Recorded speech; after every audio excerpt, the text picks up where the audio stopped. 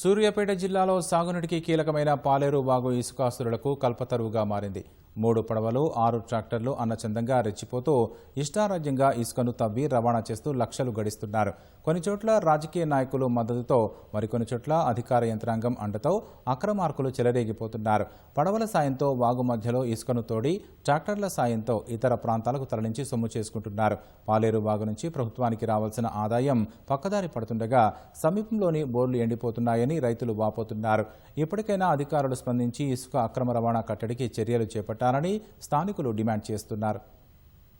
కొత్తగూడెం తండా అనదగిరి మండలం నుంచి ఇసుక భారీగా నడుస్తుందన్నది. ఇప్పుడు ఎంత చెప్పినా వాళ్ళు ట్రాక్టర్లు కూడా ఏం లెక్క చేయట్లేదు. ఎంత చెప్పినా ఎవరికి లెక్క చేయకుండా వాళ్ళు డే నైటు పగులు టైం లేకుండా వాళ్ళు ఇచ్చేవిడిగా ఉసుకుతారు.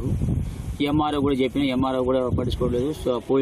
పోలీస్ వాళ్ళు కూడా చెప్పినా కూడా వాళ్ళు కూడా ఎంఆర్ఓ చెప్పాలని వాళ్ళు అంటారు. ఏవి చెప్పకుండా ఎవరికి లెక్క చేయకుండా వాళ్ళు ఇచ్చేవిడిగా తోలుతున్నారు ఇసుక. 2-3 సార్లు అనదగిరి పోలీస్ స్టేషన్లో కూడా మేము ఇన్ఫర్మేషన్ ఇచ్చినాం. అయితే వాళ్ళు రెవెన్యూ వాళ్ళకి చెప్పండి అని వాళ్ళంటే ఎంఆర్ఓ కూడా నేను చెప్పిన అయినా కూడా వాళ్ళు ఎంఆర్ఓ సారు కూడా వాళ్ళు కూడా ఇప్పుడు దాకా రెస్పాన్స్ కావట్లేదు. వాళ్ళు రోజుకు ఒక 100-150 టిప్పులు దాకా పోతుంది ఇసుక అట్లా తోలటం వల్ల కూడా మాకు కూడా రేపు వ్యవసాయం మీద కూడా భారం పడేటట్టుంది. నీళ్లు కూడా లోతుకు పోయే కొద్దీ కూడా వాటర్ స్పెషాలిటీ కూడా తగ్గే అవకాశం ఉంది.